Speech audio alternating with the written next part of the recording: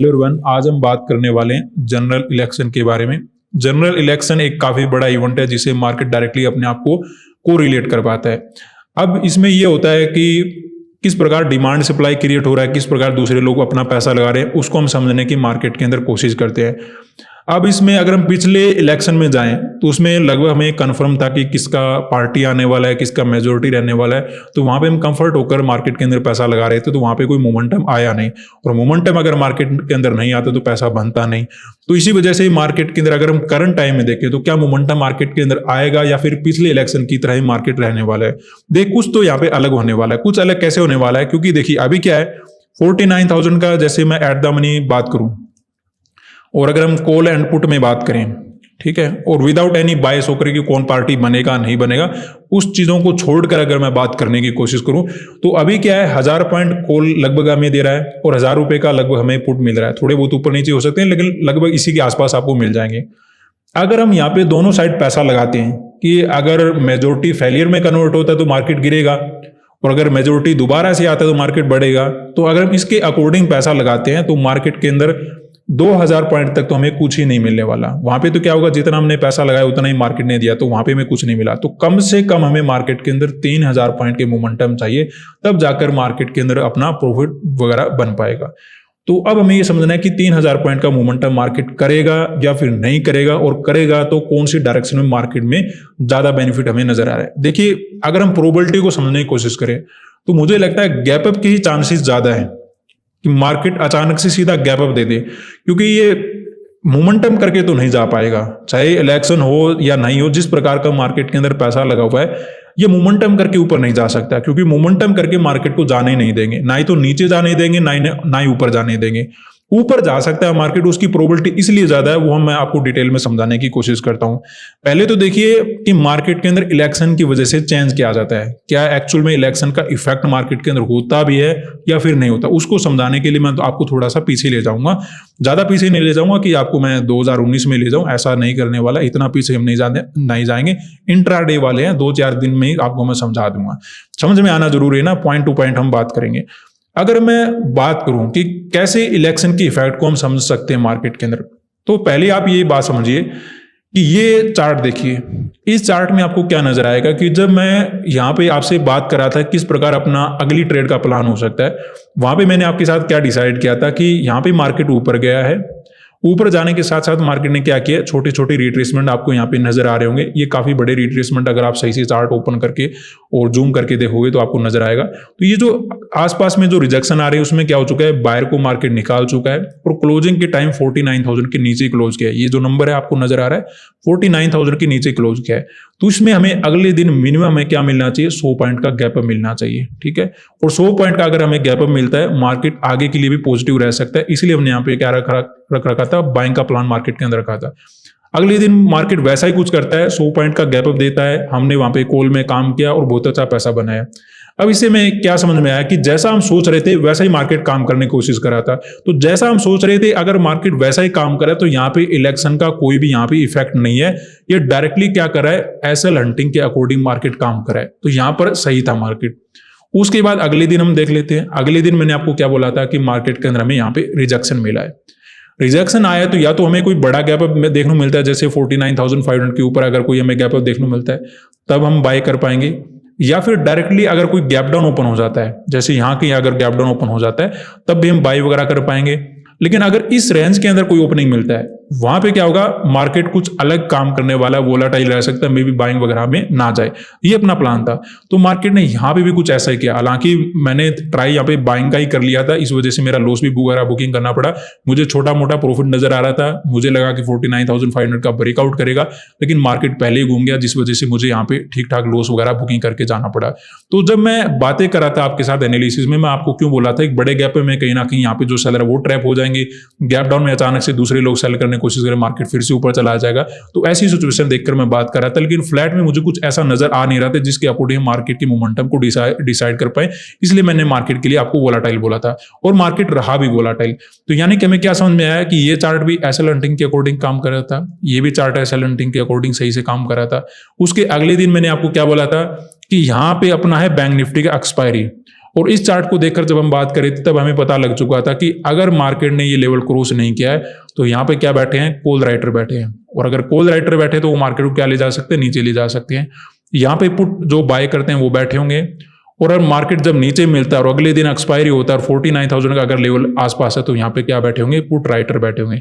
ऐसे में अगर हमें फ्लैट टू गैप डाउन देखने को मिल जाता है, कहीं ना कहीं पुट राइटर प्रॉब्लम में आ जाएंगे, ये पुट वाले आराम से प्रॉफिट में होंगे, वहां पे हम क्या कर पाएंगे, सेलिंग कर पाएंगे। यहाँ पे हमने सेलिंग किया भी और बहुत अच्छा पैसा भी बनाया। तो ये भी चार्ट क्या कराता है, एसएल हंटिंग के अकॉर्डिंग काम कराता है। अब आपको क्या समझ में आया, ये चार्ट बहुत ही अच्छी तरीके से एसएल हंटिंग, जो चार्ट को देख रहे हम एसएल हंटिंग के अकॉर्डिंग काम करते हैं, उसके अकॉर्डिंग काम करे थे। लेकिन जैसे जैसे इलेक्शन का टाइम आया और जैसे ही अपना यहाँ पे एक्सपायरी कंप्लीट हुआ, उसके बाद देखिए मार्केट के अंदर क्या हलचल पैदा होता है, उससे आपको पता लगेगा कि इलेक्शन का मार्केट में इफेक्ट कैसे होता है। अब यहाँ पे अपना प्लान मार्केट के अंदर जब हम अगले दिन का प्लान मार्केट में बनाते हैं, यहाँ पे अपना ये प्लान था कि यहाँ पे जो सेलर है ना वो प्रॉफिट में बैठे हैं क्योंकि मार्केट यहाँ पे काफी ज्यादा गिर चुका है। और यहाँ पे जो सेलर है ना उनको मार्केट ने एक रिट्रेसमेंट दिया है, इस वजह से आसपास के सेलर को निकाल चुका है और 48,500 के ऊपर ही क्लोज किया, तो कहीं ना कहीं आसपास के सेलर निकाला होगा। तो ऐसे में अगर हमें फ्लैट टू गैप डाउन देखने को मिलता है, हम सेलिंग का मार्केट के अंदर प्लान रख लेंगे। लेकिन मार्केट क्या करता है, इस एक्सपायरी के बाद उस प्रकार मार्केट काम करना बंद कर देता है। मार्केट ओपनिंग हमारे अकॉर्डिंग हो जाता है। ओपन होते मार्केट ने क्या कर दिया, बहुत बड़ा ग्रीन कैंडल बना के ऊपर भागना शुरू कर दिया।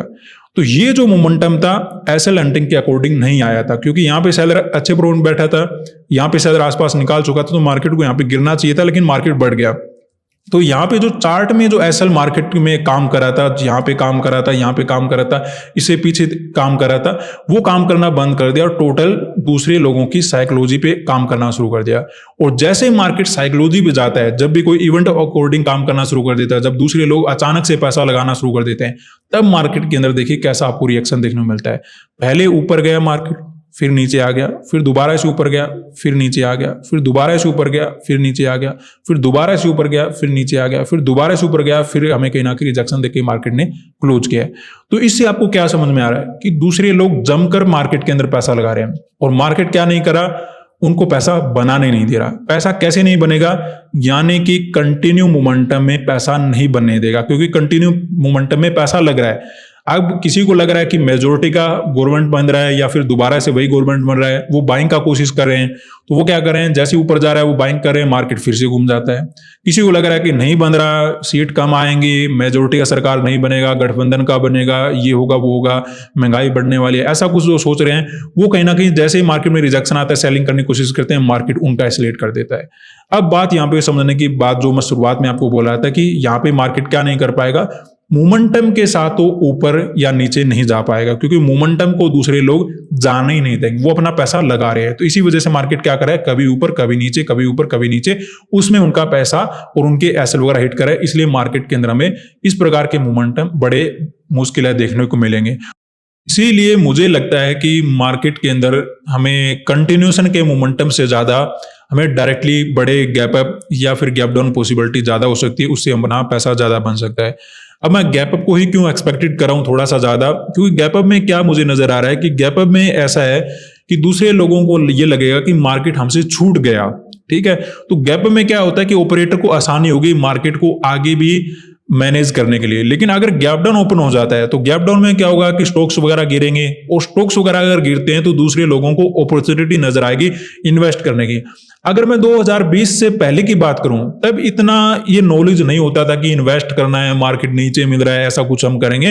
लेकिन करंट टाइम में ऐसा हो चुका है। तो अगर गैप डाउन अगर बाई चांस बड़ा ओपन हो भी जाता है, फिर तो मार्केट लंबे टाइम के लिए हो सकता है मंदी वगैरह में चला जाए, या फिर कोई बड़ा अपसाइड या डाउन साइड वगैरह मोमेंटम ना कर पाए, वहीं पे उलझ के रह जाएगा, थोड़ा बहुत काफी ज्यादा टाइम स्पेंड वहां पे करने वाला है। लेकिन बड़ा गैप हमें मार्केट के अंदर अच्छा बेनिफिट दे सकता है। तो पॉसिबिलिटी काफी ज्यादा है कि अपना जो मार्केट के अंदर मेजोरिटी जो पैसा बनेगा वो गैप अप में बनेगा। तो मैं चाहता हूं सरकार किसी की बने, लेकिन हमें गैप अप मार्केट के अंदर मिलना चाहिए, क्योंकि वहां पे पैसा बनाने की प्रोबेबिलिटी काफी ज्यादा होगी कि वहां पे ऑपरेटर अच्छी तरीके से उसको हैंडल कर पाएगा।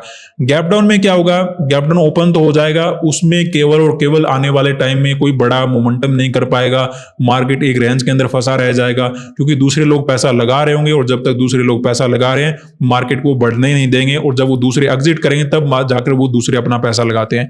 तो गैप डाउन का मार्केट अच्छा नहीं रहेगा, चाहे इलेक्शन का कैसा भी इवेंट रहे, बड़े गैप अप में अपना पैसा बन सकता है। तो ये प्रोबेबिलिटी सबसे अच्छी रहेगी आने वाले टाइम के लिए भी, ऑपरेटर के लिए भी, हमारे लिए भी। और ये जो मार्केट है इसमें कंटिन्यूएशन का मोमेंटम इस प्रकार के इलेक्शन में होना बड़ा ही मुश्किल है, क्योंकि साइकोलॉजिकल ये ठीक नहीं लग रहा मार्केट कि कंटिन्यू जा पाए, क्योंकि जैसे जैसे मोमेंटम कर रहा है वहां पे बायर आ रहे हैं, मार्केट फिर से घूम रहा है, सेलर आ रहे हैं फिर से घूम रहा है। तो जब तक ऐसा चल रहा है आपको इस प्रकार काम नहीं करना है, आपको डायरेक्टली मार्केट के अंदर गैप और गैप डाउन के अकॉर्डिंग अपने सेटअप को ढूंढना होगा। गैप डाउन में मैंने आपको बताया कि मार्केट को ज्यादा नीचे नहीं जाने वाला, नीचे जाएगा फिर से कहीं ना कहीं अपना एक रेंज बना लेगा, वो 2000 पॉइंट का भी हो सकता है, थोड़ा बहुत बड़ा भी हो सकता है क्योंकि इवेंट बड़ा है, लेकिन वो रहेगा नीचे ऊपर करता है, लेकिन वो ज्यादा ऊपर नहीं जा पाएगा। लेकिन अगर गैप वगैरह ओपन होता है उसमें पैसा बनाने की काफी ज्यादा प्रोबेबिलिटी रहेगी, इवन कॉल में बड़े गैप अप में, और फिर दोबारा से पुट वगैरह में ऐसा कुछ वहां पे हमें साइकिल देखने को मिलेगा। तो गैप अप ही मार्केट के अंदर आने वाले दिनों में आपको एक्सपेक्टेड करना चाहिए। गैप डाउन वगैरह मैं चाहता हूं कि ना हो मार्केट के अंदर, क्योंकि गैप डाउन वगैरह मार्केट के लिए आने वाले टाइम के लिए और अभी के लिए भी ठीक नहीं रहेगा, वो भी स्पेशली ऑप्शन बाइंग में अगर आप काम करते हो। तो आज हमने यही समझने की कोशिश किया कि मार्केट के अंदर कैसे हम अच्छे से एसएल हंटिंग के अकॉर्डिंग काम करते हैं जब भी कोई इवेंट वगैरह नहीं होता, लेकिन जैसे इवेंट वगैरह मार्केट के अंदर आता है वो काम करना बंद कर देता है। फिर मार्केट क्या कर देता है, चार्ट की एसएल से ज्यादा साइकोलॉजिकल एसएल हंटिंग ज्यादा करता है। फिर हमें साइकोलॉजी के ऊपर ज्यादा फोकस करना चाहिए। साइकोलॉजिकल यही ठीक लग रहा है कि गैप अप में ऑपरेटर अच्छी तरीके से काम कर पाएगा, गैप डाउन में इतना अच्छे तरीके से काम नहीं कर पाएगा, क्योंकि जैसे जैसे मार्केट नीचे मिलेगा जो दूसरे लोग हैं, डजेंट मैटर की सरकार किसकी होगी, वो क्या करेंगे, इन्वेस्ट करने की कोशिश करेंगे। और अगर दूसरे लोग इन्वेस्ट करेंगे तो वो क्या नहीं देगा, उनको रिटर्न बना के नहीं देगा, और अगर रिटर्न नहीं बना के देगा तो किसी को बेनिफिट नहीं मिलने वाला। तो गैप डाउन को बोलो नो और गैप अप को बोलो यस, तो कहीं ना कहीं वहीं पे अपना मार्केट के अंदर अच्छा रहेगा। तो मैं उम्मीद करता हूं कि किसी का भी सरकार बने, हमें मिले गैप अप, ताकि हम अच्छा मार्केट के अंदर काम कर पाएं। आज के लिए इतना ही, धन्यवाद।